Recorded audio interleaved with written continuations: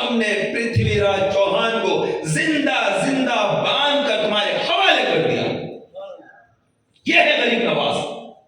سمجھایا پہلے, نہیں مانا, پھر خواب میں آیا اس کے اور فرما دیا کہ آؤ, اور ہم نے یہ میرے حوالے کر دیا ہے باندھ کر. تو گرفتار کر دیا. ابھی جنگ نہیں ہوئی ہے, لیکن غریب نواز فرماتے کہ میں نے گرفتار کر کے تمہارے حوالے کر دیا ہے, آؤ یہاں پر. خواب دیکھ کر حیران ہوا کہ پتہ نہیں یہ کیسا خواب دیکھا, ہندوستان کو جانا ہے. محمد غوری آگے پیچھے ہوا ہے کہ اتنی دور تک جانا, اتنی فوج کو لے کر جانا, یہ کوئی معمولی بات نہیں ہے. وہ رک گیا. دوسری رات سویا تو خواب میں پھر غریب نواز ہے, جلوہ گر ہے, اور فرما رہے ہیں کہ ہم نے تمہارے حوالے کر دیا پرتھوی راج چوہان کو, تم آؤ اور اسے اٹھا کر لے جاؤ. بس دوسری مرتبہ خواب دیکھا تو نکلے وہاں سے, اور وہ نکل کر ایک لشکر پھر آیا, اور زبردست گھماسان کی ہند کی سرزمین پر معرکہ آرائی ہوئی. ایک خون ریز معرکہ, جنگ جدال اور بہت بھاری خون خرابہ. اور اس کے بعد پرتھوی راج چوہان کو اس نے گرفتار کیا اور گرفتار کر کے لے گیا. وہاں سے پھر اسلامی مملکت کا قیام یہاں پر عمل میں آیا. وہ ذات غریب نواز کی جس نے رکاوٹیں ڈالی, جس نے مسلمانوں کو قید میں ڈالا, اس کو اٹھا کر قید کر دیا, جس نے مسلمانوں کو ہتھکڑیاں لگائی, اس کے ہاتھ کو ہتھکڑی لگا دی. یہ ذات ہے غریب نواز کی. پہچانو غریب نواز کیا ہے. جب مسلمانوں پر ظلم ہوا, کس نے اس وقت مدد کی تھی؟ غریب نواز نے مدد کی تھی, اور بلایا وہاں سے بادشاہ کو اور اس کے ہینڈ اوور کر دیا. اس کے بعد پرتھوی راج وہاں پر ختم ہوا اور اسلامی سلطنت قائم ہوئی. اور پھر ایک مرتبہ بیٹھے ہیں غریب نواز دہلی کی سرزمین پر, ایک مرتبہ بیٹھے ہیں غریب نواز. تو اس میں التمش ایک شخص ہے, نوجوان, بہت ہی خوبصورت, شمس الدین التمش, ایک بہت بڑا دہلی کا سلطان گزرا ہے. تو وہ نوجوان تھا, شوق تھا بہت زیادہ تیر چلانے کا, شکار کرنے کا. ایک مرتبہ ایک بزرگ کے ساتھ غریب نواز بیٹھے ہیں, تو وہ آیا شمس الدین التمش, آ کر بہت ادب سے سلام کیا اور آپ کی قدم بوسی کیا. آپ نے اور اس بزرگ نے دونوں نے اس کو دیکھا. پھر غریب نواز نے اپنے ساتھی بزرگ سے فرمایا, جانتے ہو یہ کون ہے؟ تو انہوں نے کہا کہ یہ التمش ہے, بہت شکار کا شوق رکھتا ہے. تو آپ نے فرمایا یہ مستقبل میں ہندوستان کا سلطان بنے گا. اس نوجوان کے بارے میں فرمایا. ابھی وہ کھیل میں ہے, ابھی اس کو کچھ پتہ ہی نہیں ہے کہ سلطان بھی بنایا جائے گا, لیکن اس کے بارے میں پیشین گوئی فرمائی. اور وہ جو سلطان التمش تھا وہ ہندوستان کا بہت بڑا بادشاہ بنا, کیونکہ آپ کی زبان اقدس سے نکل گیا تھا کہ ہند کا یہ بہت بڑا بادشاہ بنے گا. تو ہند کے بادشاہوں کا انتخاب کیا جاتا ہے, وہ ہے دربار اجمیر. وہاں سے انہوں نے بنا دیا اس کو. اور اس کے بعد پھر جب ہند کی سرزمین پر اسلام پھیل رہا ہے, تو وہاں پر اپنے متبعین میں سے آپ نے حضرت خواجہ بختیار کاکی رحمۃ اللہ تعالی کو دہلی میں رکھا کہ دہلی میں رہو اور لوگوں کو دعوت اور تبلیغ کا کام کے ساتھ ساتھ نماز روزہ اور دین سکھاتے جاؤ, شریعت مطہرہ بتاتے جاؤ. تو حضرت خواجہ بختیار کاکی رحمۃ اللہ تعالی جو خلیفہ ہے غریب نواز کے, اور غریب نواز کس کے خلیفہ ہے؟ حضرت عثمان ہرونی کے خلیفہ ہے.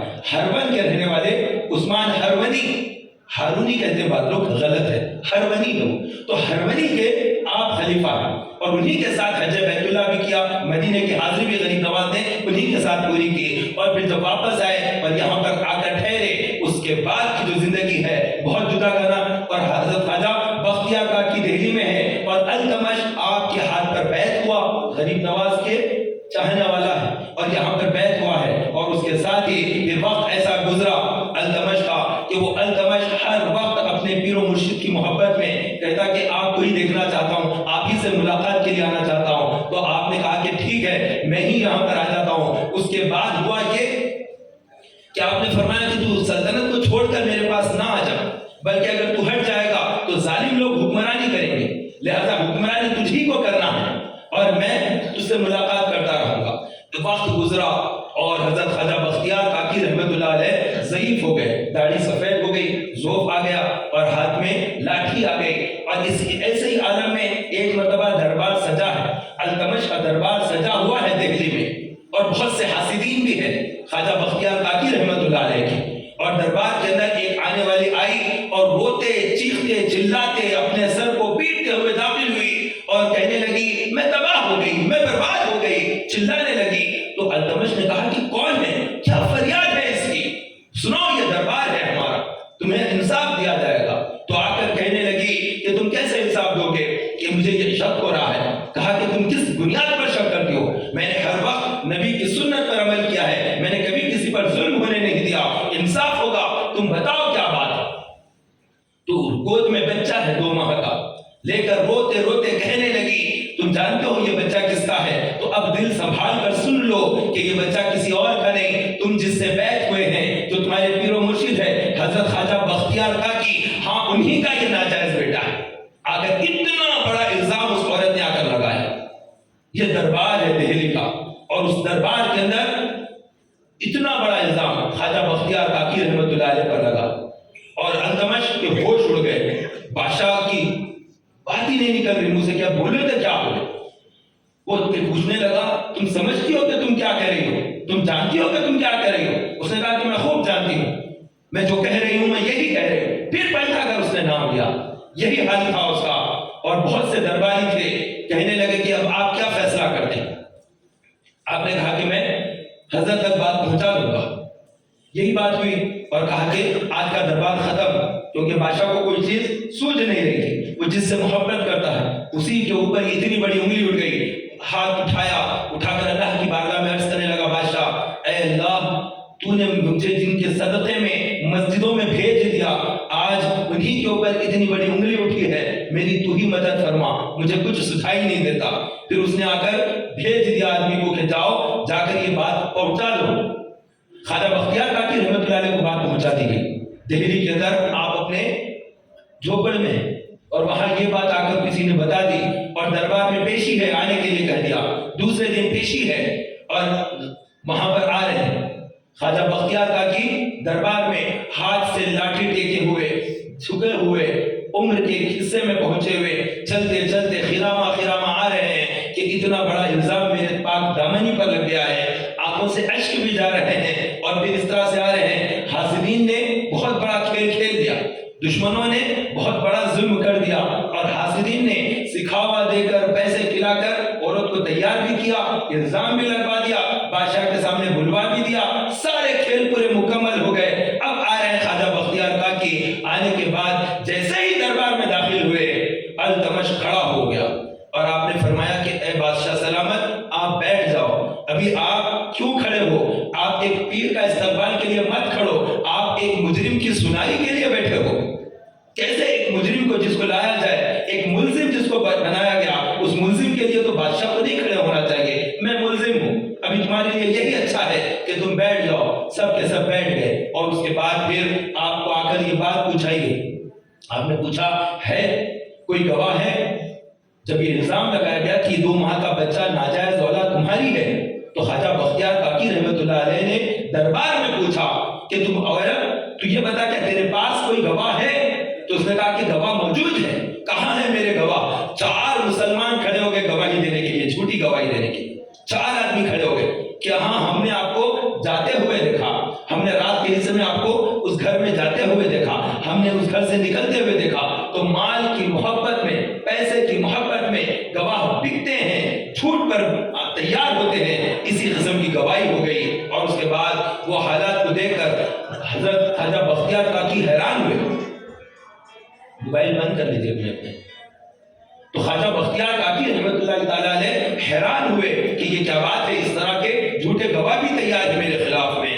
اس کے بعد اس نے کہا کہ مجھے کچھ وقت دیا جائے، مجھے کچھ وقت دیا جائے۔ بس یہ کہتے ہوئے انہوں نے کہا، بادشاہ سلامت نے کہہ دیا کہ 3 دن کے لیے دربار کو بند کیا جاتا ہے، 3 دن بعد پھر یہاں پر دربار لگے گا، اس کے بعد ہی فیصلہ ہو جائے گا۔ جو بھی ہے جرم کی سزا، جس نے ظلم کیا ہے، جس نے حرام کیا ہے، جس نے زنا کیا ہے، اس کو سزا ملے گی۔ یہ بات ہو گئی، اور خواجہ بختیار کاکی وہاں سے واپس چلے گئے۔ پہلا دن گزر گیا، اب رات سوئے، اور جیسے ہی سوئے، ایک بار درود پاک پڑھ لیں۔ آپ سب مہربانی کر کے اپنے موبائل آف کر لیں۔ رات کا حصہ تھا، خواجہ بختیار کاکی رحمت اللہ تعالی علیہ سو رہے ہیں، اور نیند کی حالت میں انہیں نظر آ گئے حضرت غریب نواز رحمت اللہ علیہ، جو ان کے پیر و مرشد ہیں۔ رات خواب میں تشریف لائے، اور آ کر کہا کہ کیوں پریشان ہو رہے ہیں؟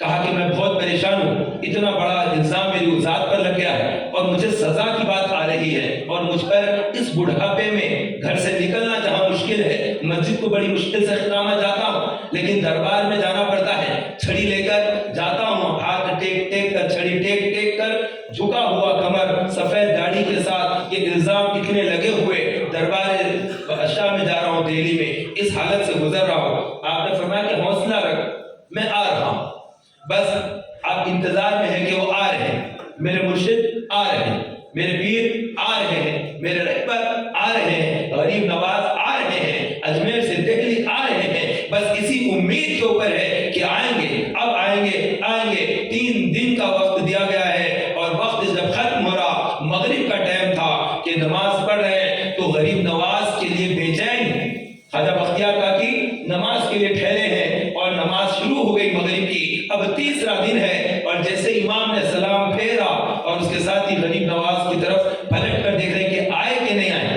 خواجہ بختیار کاکی نے جیسے ہی پیچھے دیکھا تو دیکھا کہ نماز کے لیے کچھ رکعتیں ملی ہوئی ہے، اور مسافر آ گیا ہے، وہ اللہ کا ولی آ گیا ہے، وہ غریب نواز مسجد میں داخل ہو گئے ہیں اور نماز پڑھ رہے ہیں، آ گئے، اور آنے کے ساتھ ہی نماز مکمل کی، پھر نمازیں پڑھی، بہت ساری نمازیں ہو گئی، لوگ سب ہجوم کا ہجوم ہے کہ بندہ غریب نواز سرکار آئے ہیں، دہلی آئے ہیں، اور آنے کے بعد ہی یہ رونے لگے، جیسے ہی اپنے مرشد کو دیکھا بے اختیار آنسو چھلک پڑے، رونے لگے، روتے روتے کہنے لگے کہ میری پاک دامنی پر انگلی اٹھ گئی، میں بہت غمگین ہوں۔ تو غریب نواز نے فرمایا کیا تو اپنی پاک دامنی کے لیے غمگین ہو رہا ہے؟ تجھ سے زیادہ پاک دامن حضرت یوسف علیہ السلام نے، ان پر انگلی اٹھائی لوگوں نے، تو کس بات کا غم کرتا ہے؟